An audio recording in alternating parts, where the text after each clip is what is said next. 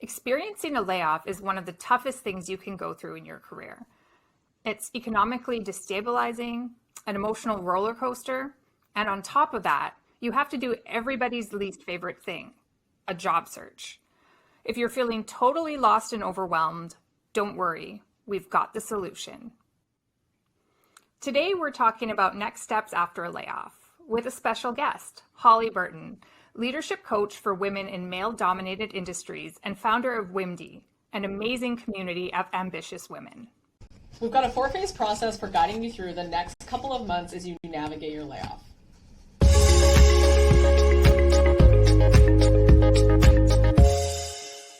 So phase 1 is shock and recovery. When you first get laid off, it can be a complete surprise, and you're going to experience a whole flood of emotions from anger to sadness, even to total numbness. And that's completely normal as you begin to transition through this new phase and start to recover. Remember to take care of yourself. Reach out to trusted friends and family, talk to supportive friends and vent, and don't expect a lot of yourself right away. Accept that you might be feeling emotional. You might be angry, frustrated, and sad. This is totally normal. This phase might last from 2 weeks or longer, maybe even 6 months for some people, depending on their situation. Now, a lot of people panic right after a layoff and want to get into action and start finding something new right away, which totally makes sense. But it's really important to remember that you've still got some time to get your feet under you and really take a chance to recover before you need to move on to the next phase. Phase 2, admin phase. This is the phase where, unfortunately, you need to sort out all of the paperwork associated with the layoff. Keep in mind that this phase can start before you're totally finished with phase 1, shock and recovery. So these phases can definitely overlap. So first thing you want to do is establish the timelines involved for applying for any benefits, such as employment insurance, outplacement, EAP, health insurance, benefits, or anything else. During this phase, connect with HR. They're actually here to help you get through this. You'll get documentation needed from HR, such as records of employment, termination letters, and other things that you use to apply for employment insurance, benefits, and access to any offered resources such as outplacement. Now, HR will probably have covered a lot of this in the meeting when you were laid off. But let's face it, no one absorbs any of that information during the meeting. So HR really expects you to reach out with questions.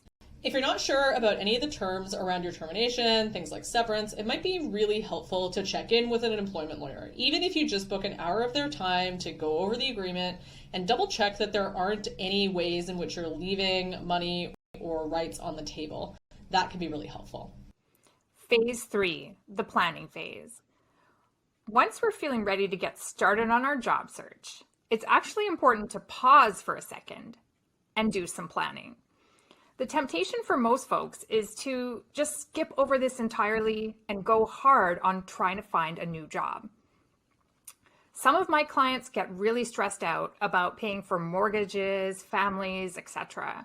So they want to find a job as fast as possible and are totally stressed out when that doesn't happen.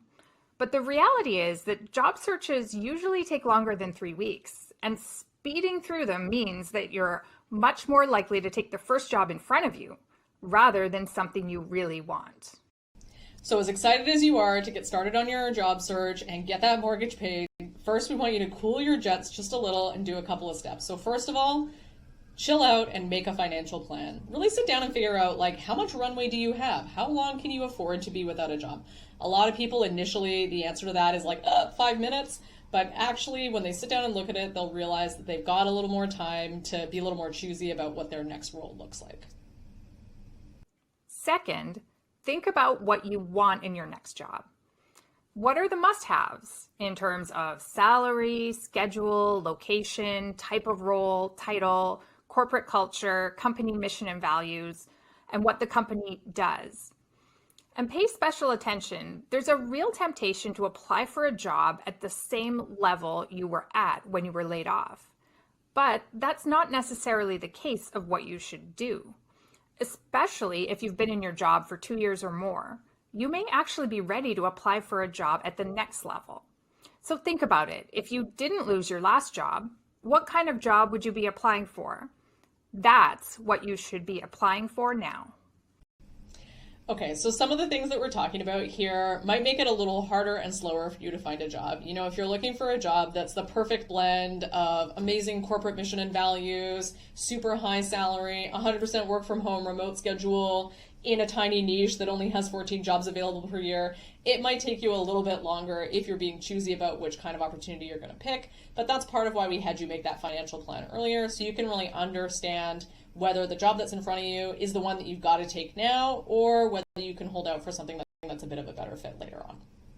Next, create a goal for yourself and make it specific.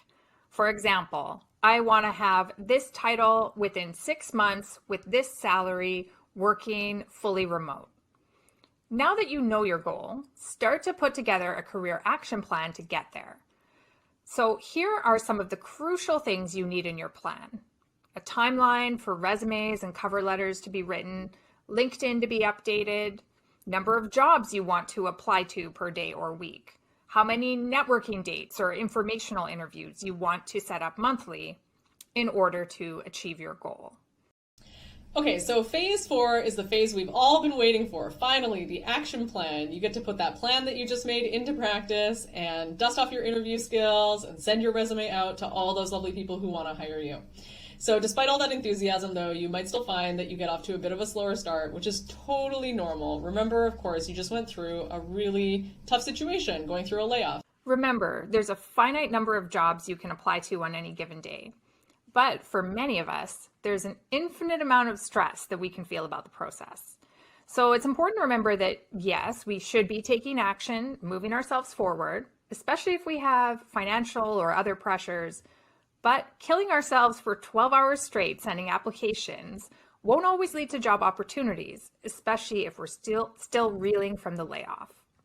So we highly recommend setting a time limit every single day for your job search activities so that you don't just sit there wasting away in front of your computer wishing for somebody to hire you. It's really important to get outside, do the things that matter to you, the things that take care of you, and help rebuild your resilience after the tough layoff. Thanks for watching. For more career tips, make sure to subscribe to my channel, as well as checking out and subscribing to Holly's Wimdy channel. Link in the description below.